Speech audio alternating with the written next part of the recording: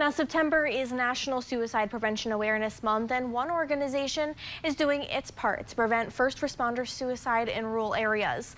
The Code 9 Project is a national nonprofit that provides education and training for first responders, veterans, and their families to prevent PTSD and suicide.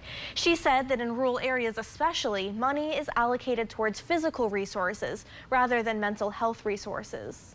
It's extremely important to arm our first responders not only with the tangible equipment like radios and ballistic vests, but also mental health support tools and stress management tools so they're able to do their jobs at the highest level.